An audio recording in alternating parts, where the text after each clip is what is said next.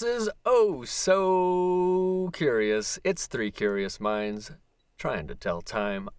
I'm Andrew Frankel. Over there is Dan, and I've been waiting to do this all day. Hey, Magdalena. I don't know if has anybody done that to you. I was thinking that for a long time. It's not that original, but I just traveled way back in time. You know, cool. now you just completely threw me off because that's gonna be stuck in my head the whole time. Guess what's been stuck in my head for 3 hours.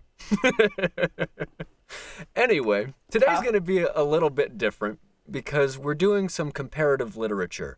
We watched E.T., the classic Spielberg film, the Extra-Terrestrial, but we also watched Koi Mil Gaya, the Bollywood loose adaptation per Dan's request because I'd never heard of it. In fact, it was the first Bollywood movie I'd ever watched.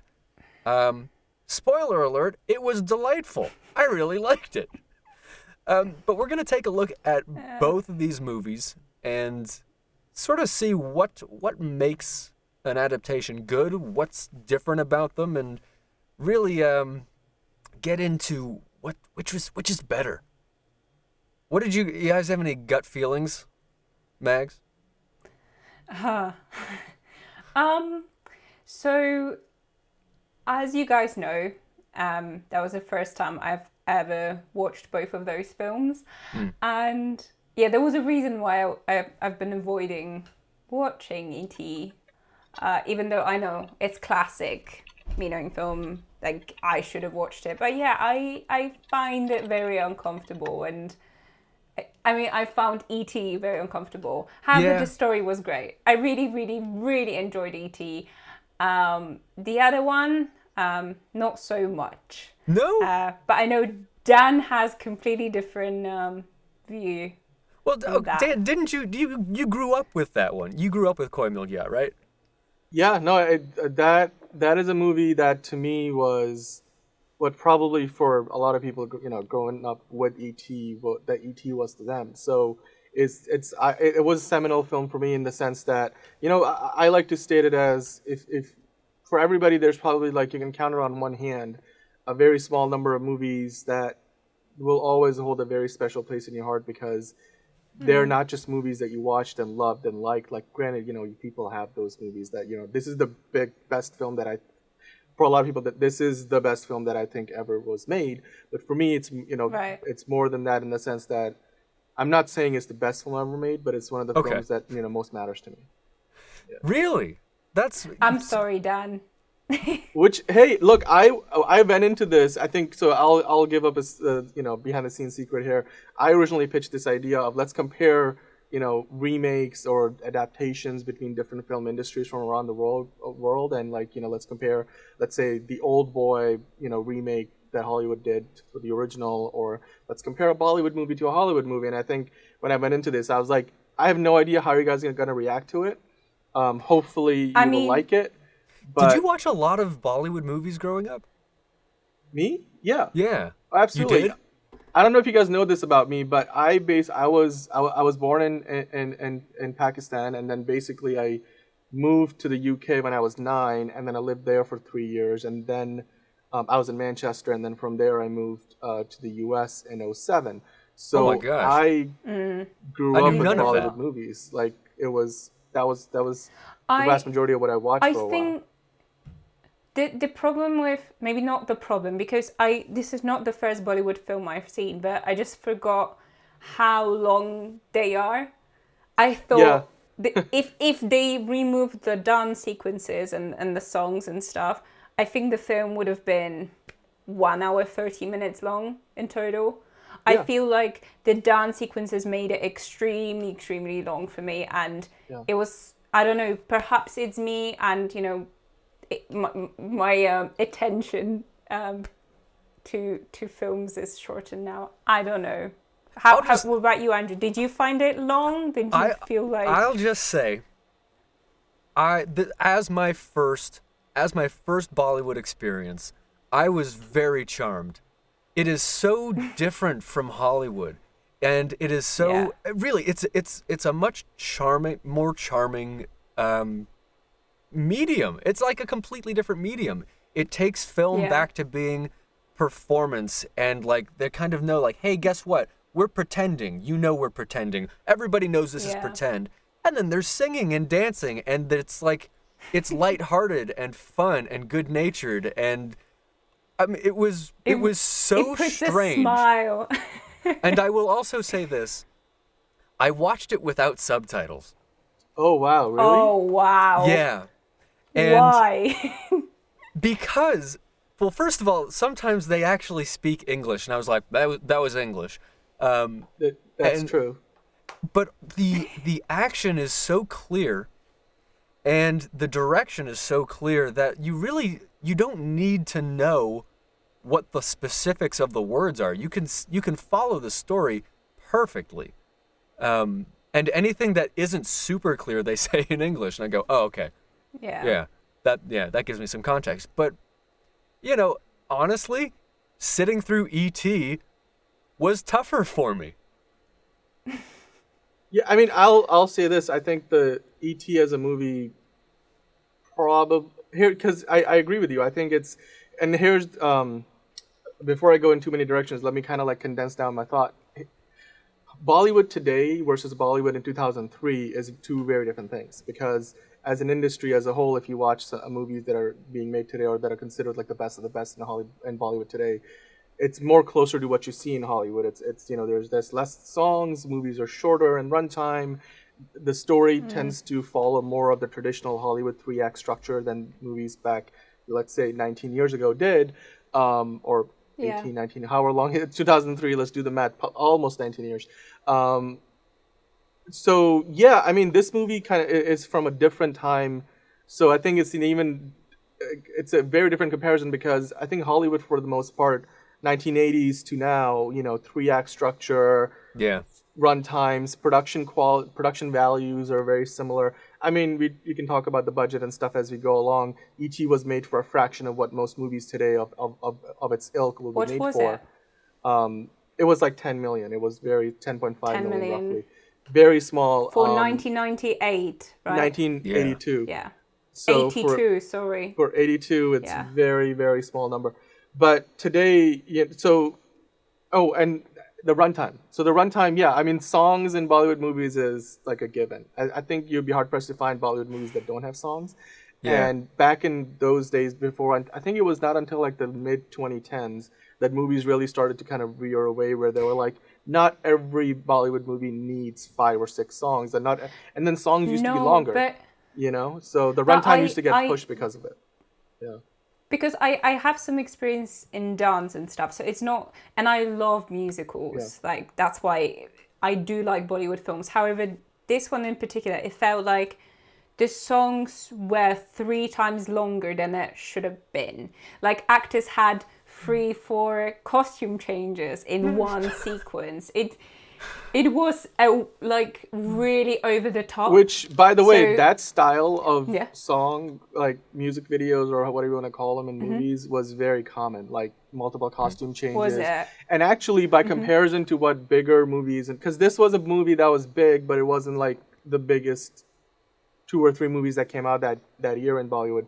So if it had a higher budget and it could go into more locations, usually in Bollywood movies, like some of the more like the songs that really get a lot more money put into it, or even have, because the two leads in this movie were not really the biggest actors in the industry at the time. So obviously the budget and the name value and all that stuff wasn't as high. But if it was, you would have seen more costume changes, more location changes, because Koi Mil Gaya, for the most part, is a movie that takes place in that one valley area. Like they went and kind of, if you look at it from a producer's standpoint, it was shot in that one location, and most of the songs and everything is in that one general area. It's not really that expansive. So yeah, I think those are standard, like, things from back at that time that I was like, if you pull almost any movie from that era, you're gonna see those things. But I do agree with you. I think if you literally just went in and opened that movie and dropped it into a Premiere timeline and cut out the songs, you would probably get rid of 30 odd minutes, and yeah, it would be, much smoother. And there are definitely times in the movie where, having watched it for the first time in almost 10 years, I noticed things differently than I would have before, because obviously I am a different person than I was 10 years ago, and therefore like my expectations and standards are different. Do you still consider it a good film? Because obviously you know so much about how to write a story, how to, produce or direct it. So is it the same experience, or is it more of a nostalgia for you right now? No, I a little bit of both. Like, here's the thing. So I watched it with my brother, who was born in 2001, and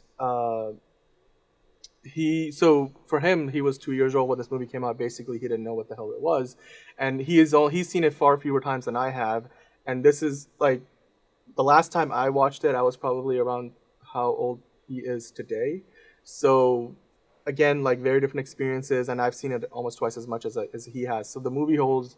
I have a very biased perspective on the film. So, but having said that, yes, I noticed a lot of things about the movie. I'm like, yes, that didn't quite age as well.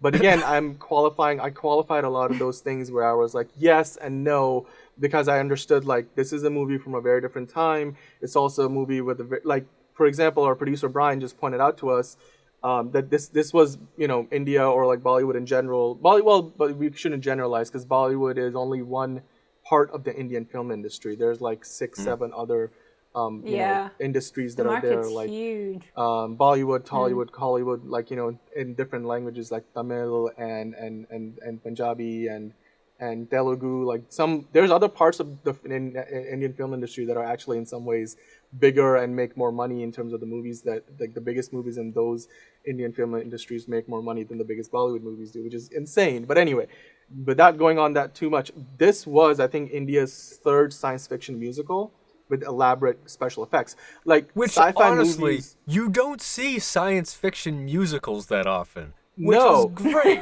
Well, here's the thing. So I think, again, this is another place where I qualify that statement by saying this: a movie from a Bollywood film to be called a musical, it's like calling water wet, because basically almost any Bollywood movie you pull out from, like, say, a catalog, you're gonna see songs in there. It's like a standard operating procedure kind of a thing. But what is it called though? How is it is it classified as musical? Well, let's see. Or is it not the most accurate assessment? But if you go on Wikipedia, it just says science fiction film.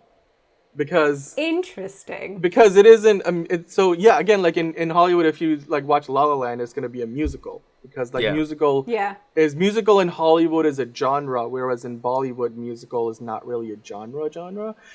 Musicals are like just every movie, because then every movie would be a musical, is what I'm trying to say. Yeah. Right. But from a sci-fi perspective, this was really seminal in Bollywood, because it was very much the first movie of the modern era of the 21st century. 2003, 21st century, 3 years in. But still, like, the previous movie that was like the closest comparison and being like a true sci-fi in the Hollywood sense sci-fi film was something called Mr. India, and that came out like around in the 80s. And basically it was based around the sci-fi trope of a man gains powers of being able to turn himself invisible. And then, there's all kinds of story that you build around it. Like, basically like The Invisible Man, except it was a more family-oriented movie, so it wasn't a horror movie or anything. But that was the closest Bollywood came to true sci-fi, because sci-fi as a genre in Bollywood wasn't really a thing. And part of that has to do with VFX and things of that nature, technology not being as far along. Because if you notice the camera technology and stuff, even the VFX in this movie are not a lot of CGI. So how was it significant? Why is it...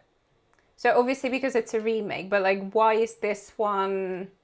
Did it set up anything, something new? Was it groundbreaking in the way science fiction films were told in Bollywood, or was that kind of like just another film? Like, how did they market it, or what was the big thing about it at the time? Do you know? Well, yeah, it was marketed as a sci-fi film, and again, in the marketing, they lean into a lot of the elements that you would draw a comparison to E.T. Because yes, in India, people are aware of like Hollywood movies, and they make a lot of movies. They play there. They make a lot of money. So yeah, obviously a lot of people knew, oh, this is like E.T., but like it's now made for an Indian audience. So like the cultural sensibilities and everything So are more aligned. let's can we talk about that for a second? Because you pitched this to me as this is a remake of E.T. and I watched both of them, and ew, it's a loose adaptation. You know what? Let's take it another step back, because I think what we haven't done is we haven't really given each of these movies their due enough. That's what I was getting own. to. Yeah. Yeah. So E.T. is, our first introduction to him is like he's this scary thing outside that a kid sees. And it's like, what is that? You got to come see this. There's this depiction of like what suburban life with a divorced mother and her kids looks like, and you got this middle child how old is he? 10, 11, and he befriends this thing. He brings it in, and we get the sense that he's super intelligent, and he starts learning to communicate and learns everything about Earth, but it's a slow process, and it's a big secret that this kid has to hide from his mom, which I don't know why, because the first thing he does is, tell everybody. You would tell your mom. When you're 10, you would tell your mom. And if you see something looking like this.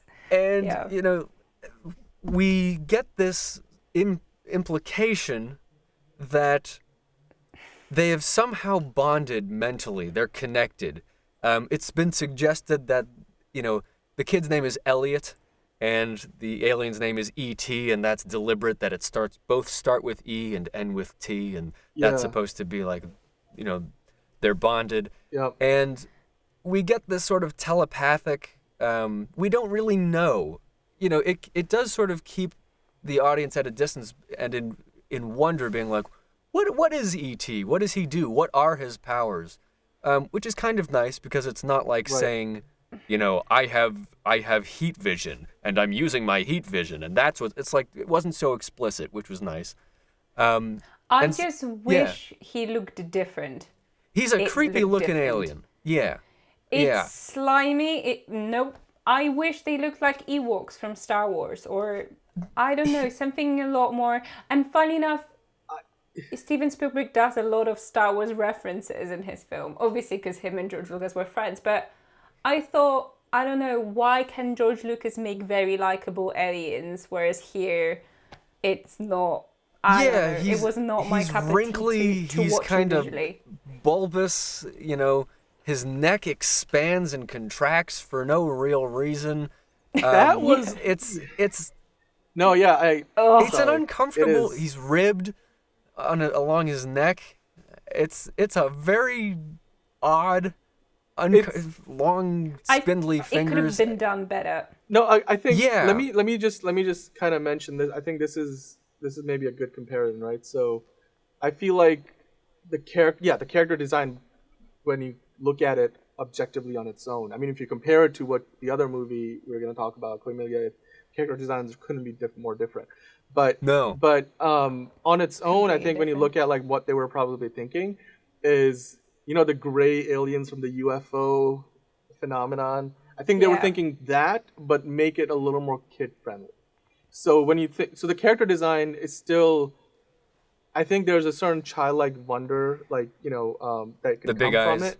But it's something that if you are an adult, you're gonna perceive it very differently. Like, again, our producer Brian sending us a really clever note here. The face was modeled after poet Carl Sandburg, Albert Einstein, and a pup dog. Which I don't see that. I am not getting any Albert Einstein. I'll put it up again. Even further to say his voice is so strange, and is really off-putting. I mean, I really loved this story, just not Alien, I must say. Like, that was the only thing or did it just age bad? Same question to you, Andrew. What was the reception like when it came out? Were kids actually, did kids want it to be friends with E.T., or were they more, I don't know, afraid of it? For me, I remember watching this as a kid and also being 7. And Wait, I just thought you weren't around in the 82 7 year. You're not. You didn't see it when it came out in theaters. No, Right. I didn't see it when it came out in theaters. Just want to but clarify. it was one of those. It was one of those things where it just always felt like I was supposed to like E.T. Like adults were always like, "Oh, kids love E.T." It's like I'm a kid. I don't like it. You know, it makes me uncomfortable, and it always has.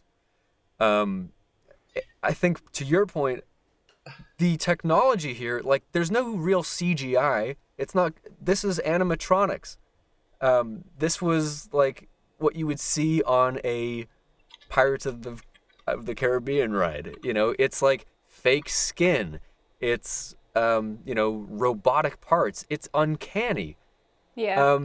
And for it to feel anything other than uncanny, I'll be honest with you. Like, a guy in a costume would have been fine.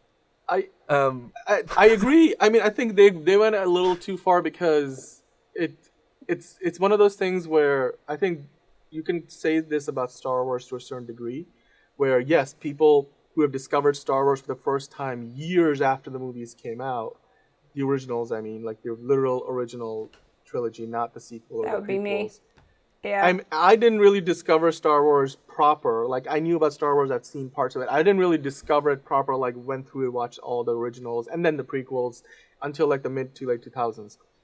So to me, yes, I have a certain reverence for it, but it's not the same as if I went to the theaters and I was caught up in the fervor pitch around it. Like, think about it this way, right? Here's a good comparison, which we could probably relate to a little bit better. There's a set of Batman movies in the 80s and 90s. With Michael Keaton, with Val Kilmer, with George Clooney, that sort of had the same continuity. And if you grew up with that, you experienced it in a certain way. And to this day, like, Michael Keaton is your Batman, like, right? Yep. And then there is, like, the one that I grew up with, which came at a time that just matched up with me perfectly, was the Christopher Nolan trilogy of the Dark Knight trilogy. And to me, like, Christian Bale is the best Batman. And to a lot of people, subjectively and objectively, those set of movies are the best Batman movies of all time. And then there's the Zack Snyder films where the Ben Affleck Batman, he did a couple of those. And now you have the Batman with Robert Pattinson. So I think when you compare it, like, the people who experienced Star Wars when it was first a phenomenon in theaters, and the people, like the kids who went to see E.T. for the first time when it came out, have probably had a very different experience with it, because culturally it was relevant for the time. Then later on, people who discover it after the fact, growing up in a different time, probably see it differently. Like, if you watch the Batman next month and that to you becomes the definitive take, then you will probably see those other takes. Maybe you review them and you say they're great, but not the same way. I have an interesting comparison though, because I remember when Phantom Menace came out, that was my first introduction to Star Wars. And yeah, unpopular opinion, but Jar Jar Binks, right? He made it into, like, I remember there was a KFC cups, because I remember being in KFC and there was a Jar Jar Binks cap, essentially, that kids had on their tables, and they were completely okay with him looking like this, and there was no sort of, like, weirdness about him being made into toys. Yeah. And you see a ton of toys, like, obviously Star Wars made known for merchandise. Jar Jar Binks. Jar Jar Binks was charming and funny, and, like, it was a silly character. It was different for Star Wars. But yeah, it was there. It's a part very of, interesting part choice of the of universe words. now. But my question is, why I don't see any merchandise from E.T. Is there any? Were there toys that kids were able to play with? I'm sure you could. I see how animals and like action figures, and I'm sure there's hot toys for it, and, like, those key. Really? It's just here's the thing though. Like, I think, like, to compare. Okay, I have one, but it's not anywhere near me, so I can't bring it to show. But don't. You know where I'm going with this, right? Like, today's equivalent of something. I don't think E.T. was ever as beloved as Baby Yoda is today. Grogu Baby Yoda is today. I have. It's in the other room, and I can't walk away to get it. But you could go get it. There's versions of it which is just a plush toy. There's, like, the Hot Toys small action figure version. There's a version which is like an animatronic version. There's the one that talks and stuff. So interestingly, Jadu reminded me of Baby Yoda, but like I mean, obviously he's completely different color, but that's the kind of thing I got. It was a lot more lovable, a lot more approachable, a lot more. I agree. Yeah, I want to be friends with you. That's why I drink blue Gatorade, not green Gatorade. That's why. That amongst other reasons. But okay, so I mean, I guess to kind of wrap up our like take on ET. So let me just say, I don't think that they did a great job of establishing why the connection was so strong between these two characters. I didn't really get why, like he gets really sick, and then and when he shows up, having been lost for, gone missing for a day, and he comes back with, like black eyes and just totally out of it. I mean, I thought his mom underreacted, like, oh, thank God you're home. Thank God you're home. Look at him, Which I think the reaction in Koimilgar from the mom is very different, but we'll talk about that. Yeah. And to just, put a capstone on it, it's just like, it was a lot of the storytelling and a lot of the implications of E.T. are sophisticated, and I will give it that. The shots are well done. And a lot of the filmmaking techniques are great. I'm not going to take that away from it at all. The story is nice. Brian's saying that the shots were shot on the eye level of a child to like better it's just connect. Like there were low angle shots. They were looking up at the adults. They were never like. This is cinematography is what he's talking about mostly. Yeah. But I think even from a storytelling perspective, that movie was like The Goonies, for example, right? That movie was very much made primarily for kids and for like families with kids, where like the parents take their kids to the cinema to watch it. It wasn't necessarily a movie. Like, I think Pixar does a great job of making movies that are great for kids, but if you're an adult, you can enjoy it because you're going to get different things out of it. But the the Goonies movie is another one with a big creepy looking dude. I was also scared of him when I was a child. Yeah, puts his Loved finger in the Goonies, kid's mouth just or not something. him. Yeah, but didn't like the Goonies. Yeah, I'm not a big fan of the Goonies. And to me, E.T. just didn't connect that same way. It's like one of those things where I think if I was maybe 5-6 years old and I watched E.T. for the first time, I would probably have reacted to it differently than like watching it for the first time in my teen years. But there was someone that I bet everyone connected with, and that was Drew Barrymore. You guys were right. You told me that this is probably the best thing if I watch it, like the best performance of Drew Barrymore, and I completely second that. She plays Elliot's little sister, and she's incredible in that. I really, really enjoy that. So, I just really needed to say that because I don't think she's known for that. That's how she got known. I think like she was always good after that. I mean, her career's been. But that's up and down. It's been weird. Yeah, no, unpopular opinion. she's really. What's great about this performance is how real it is. It's because everything that she does to be funny or to be outlandish, it's put on. In E.T., she really is that little girl. Yeah, it really works. It worked perfectly. Absolutely. I mean, I believed every second of it. She had a great work ethic. I think she showed up to the set one day with a high fever and then got yelled at the director who did not know she had a high fever, and like Spielberg later apologized to her and all that.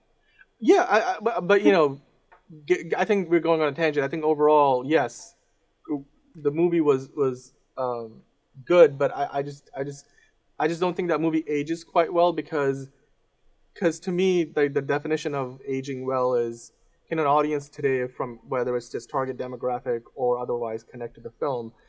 It did a lot of things well. Like, I think animatronics were good. Like, from a technical standpoint, the movie was fantastic. I think it had overall better visual effects than what we're going to compare it to. And I think some of the, like, in terms of leaning into the physics, the realism of it, to whatever degree you can do in a movie of this sort, was done well. And there were some logical, in terms of the logic of the film, it was well. But as far as on a spiritual, like not spiritual as in religion, but like the spirit of the story, the way it's meant to connect with the audience, I think it very much worked for its time because it was made for $10.5 million, and it made like almost $793 $793 million at the box office. So it was like a runaway hit. I mean, you talk about like the company that released the production studio, I think it was Columbia Pictures, so like now owned by Sony.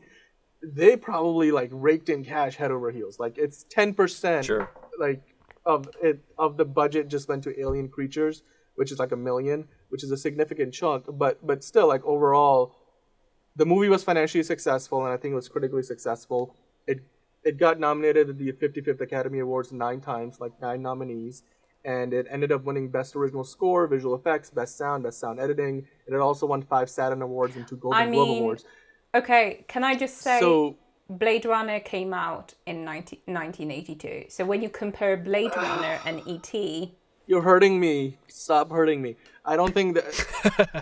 that just makes... I don't want to hate this movie anymore. I don't want to hate this movie at all because I don't think it's a terrible film. But when you say things like that... But when you say things like that, like, you know, you don't do that to me. Because definitely I think when it comes to things like best visual effects, if E.T. and Blade Runner were truly considered in the same year for the Academy Awards,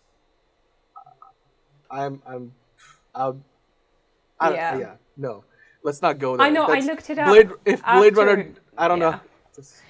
Was it in the same year? Like, was it the same year of consideration? Like, same year. That's stupid. 1982. I'm sorry, that's stupid. Let's switch gears a little bit and talk about Koh Mil-gya, because, again, to call this even a loose adaptation is generous. We have a lot of the same plot points, but they don't appear for quite some time. I think I was an hour into the movie when I saw an alien. And we get a whole different backstory to a much older kid. No, I think I totally agree with you. This movie is a very loose adaptation, if like you said, if you can even call it that. I mean, yeah, you can call it a remake / adaptation, but it isn't by any means straight up ripping off E.T. Because to me, that takes the concept of E.T. but does a lot more work with it. If I were to put it in one sentence, I agree.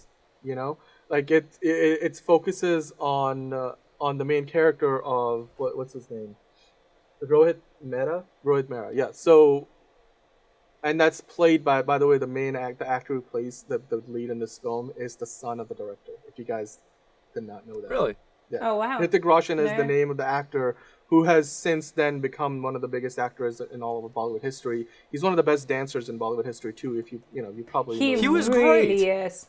He's he was incredible so good. dancer. And that was, I think, one of his. God. Yeah. It was one of his first 5 films of his career, I think, and so he was very much young, like very much only just getting into the industry, and since then he's just skyrocketed. In terms of what it takes to be a Bollywood actor, I mean, I look at what American actors do. They underact, they underperform. They're just kind of there on the screen, you know. And it's like, I'm gonna do more storytelling. I was like, this guy dances, he sings. I mean, he's jumping around. He's playing different levels of intelligence through this whole thing. I mean, it's a brilliant performance, and it takes so much more work to be a Bollywood actor. I mean, the physicality of the dances were just like super impressive. It was incredible, and then we get Ryan Gosling in La La Land, and it's just like, how can you even compare this? It's not. So I don't think it's a fair comparison. Like, this is the one part I think where Bollywood, it's just not even fair, because when you look at the quality of, that's why when I look at Hollywood musicals, I look at Hollywood musicals and I consider like, okay, great musical, but it's not a Bollywood movie level quality of song, and part of that has to do with culturally how significant songs are. Like a bad Bollywood movie can make its money back from just the songs alone because of the money it makes from selling the album and the music videos, how much it gets traction. So, but yeah, I mean, I think in this movie, it's not lost on me the idea that it takes the concept of what E.T. did and it creates um, it creates a story that not only works for kids, but it creates a story that people of all ages can, watch and not be bored of it, or not react adversely to it. Like, oh my god, like why am I watching this movie? It does a lot more for different audiences of different demographics, different age groups than E.T. did, Yeah. which was very much directed at kids. Yeah. By the way, again, so here's another fact. Again, our producer doing a lot of good work for us today. Hrithik Roshan, the lead of this movie, was the first actor to win both Best Actor Critics and Best Actor at the Filmfare Awards, which by the Filmfare Awards, by the way, are like, the Filmfare itself is like a magazine. It's like the Hollywood Reporter of India, and it's considered to be like one of the most, the Filmfare Awards are one of the most prestigious awards. They're like they're not quite Oscars, because the Oscars is like set up by the Academy of Motion Pictures and Arts and Sciences, whereas in India, I think it would be like the National Film Awards would be the comparison. But as far as prestige goes, the Filmfare Awards are about as prestigious as the Oscars are in Hollywood for Bollywood. Also, And can I just say, he that award aged for this really well. Yeah, if you've seen his Aged recent stuff, yeah. So much. He looks incredible in compared to 2003. Can I just say, good for him. Yep. No, I mean, and this guy he's got all the physical tools. Like, he's like 6 feet something tall, and he's a fantastic actor. He's always in great shape. He's got all the charisma in the world. He's a great dancer. I mean, everything He played that a really you need likable character too. Yeah, absolutely. Yeah. Like even when, because I've seen this sort of Flowers for Algernon plotline happen where you become super intelligent and suddenly you're not likable at all. And he stayed likable from beginning to end. I was rooting for him through the entire movie. Yeah. Absolutely, I agree with you. Yeah.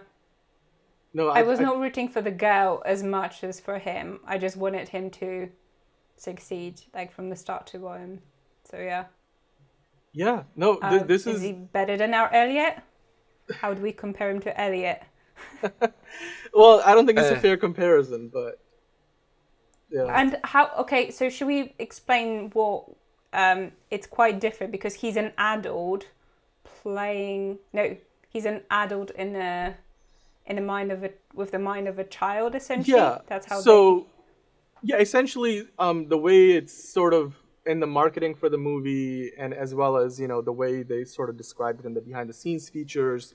At the time, they said, this character is got a developmental disability, or he's developmentally disabled, or like today we would say he's on the spectrum. Like he's just he's maybe, I think in the movie he's meant to be like somebody in his 20s, or maybe he's 30 odd years old physically, but mentally he is, in terms of what you would expect his intelligence level to be, is far behind that. So he, in the movie, I think he's in 5th grade or 6th grade. Yeah. And they do a great job of making you feel the sympathy through his mother, through his alienation, and feeling like he's, no pun intended there, or perhaps pun intended by the director, but he is alienated and kind of an outcast, even though he's got these friends, but it's always a different group of little kids around him. But they're great. They're very mature, like for children. I thought. Well, I mean, they obviously treat him the way better than the people his own age, with the exception of the love interest, who is also like, she finds him charming, and even she is like excited when he gains this intelligence and can use it. And is even overwhelmed when he can dance like crazy. Which there's a whole sequence in like a nightclub, right? Like where he's like, I'll learn. Like I'm a little, rough around the edges, but I'll get there. And then in like 5 minutes, he's there and so much more.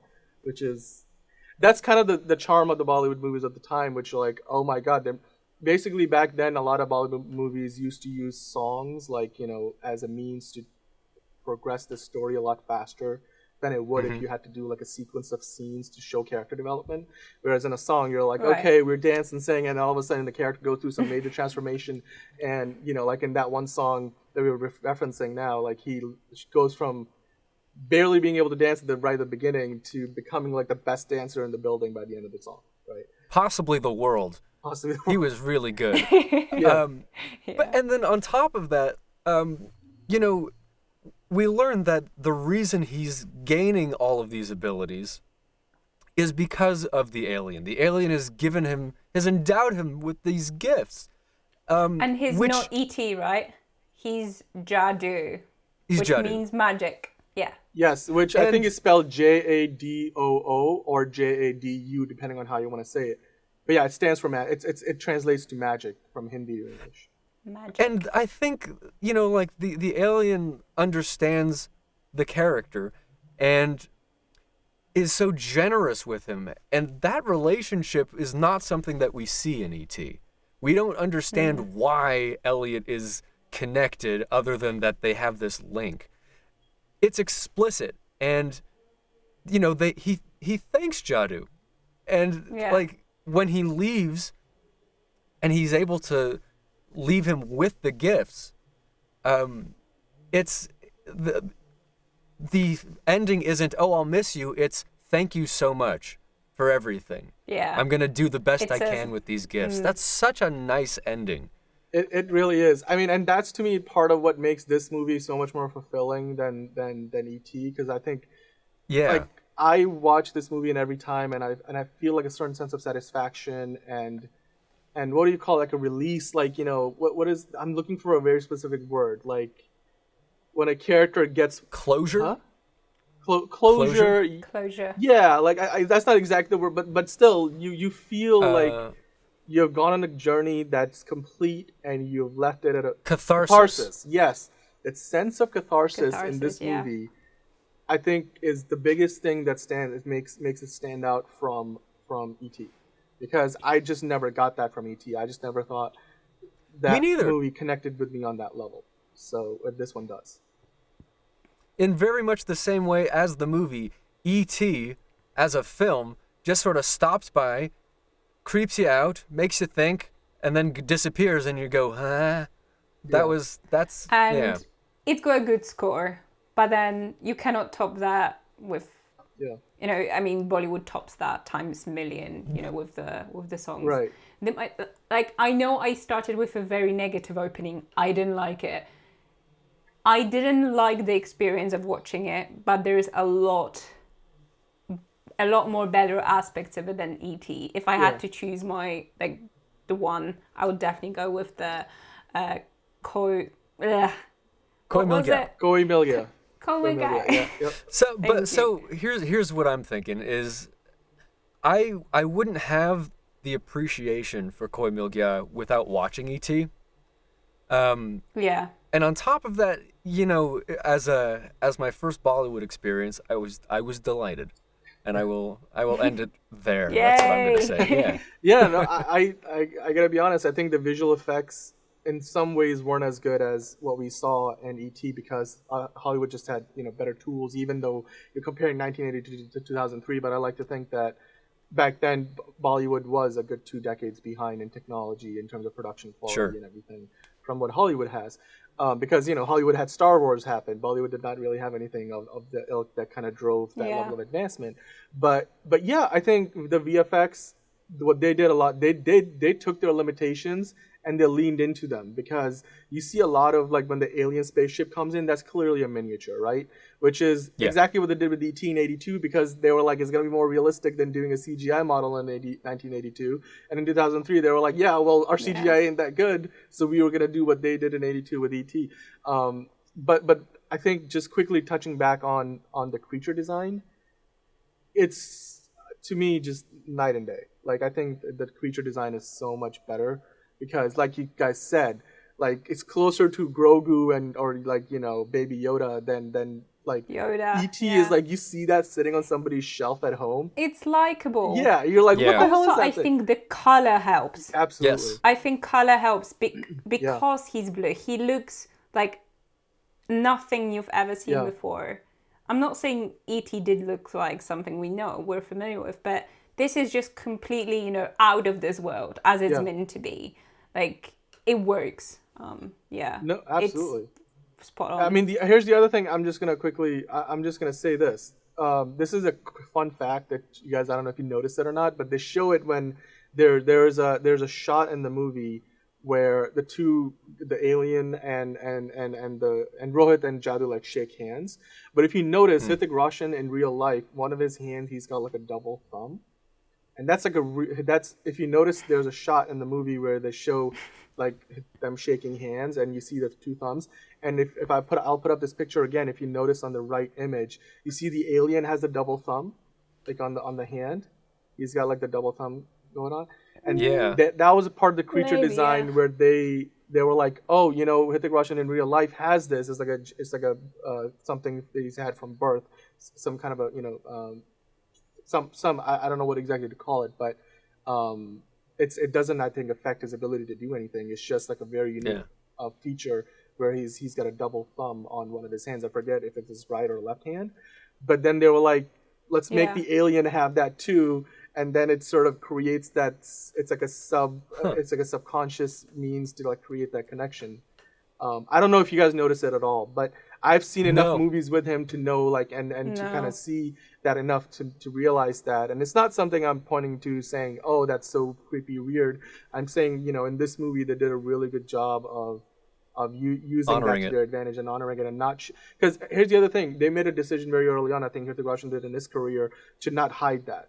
I mean, A, you have to do a ton of VFX to try to hide that, and B, I don't think it's right to even try to do that. But that's like a real thing on his. If you notice it in the movie and you're like, oh, did they do that for the movie? No, it's his in real life. His hand, like one of his hands, he's got a double thumb. But again, and those like small details that, you know, I think I can really appreciate about this film. Takes a few watches if I'm hearing everybody correctly, it seems for the first time we're kind of unanimous here. Yeah. In that we prefer this Bollywood film. Yeah. Kind of shocking. Yay. I mean, it didn't start like this. No. We lost Dan for a second. It didn't start. I mean, yeah. Sometimes it takes a conversation about it. I mean, that's the beauty about film. Sometimes you just need to talk about it and then wrap it to actually see, this is so much better. It works slightly better. No, I'm sorry, I'm still here. I just my camera's battery apparently like ran out at the worst possible time. That's all good. Well, so let's throw it back to you, viewer. Did you like this comparative concept? Should we do more of these things? Let us know in the comments. Like and subscribe and share and do all those things. We'll be back talking about some other interesting stuff soon. You don't have to wait too long, but we'll be back. Possibly the Oscars. Those are coming up. But that's it for us today. We'll see you next time. Thanks, guys. Yay.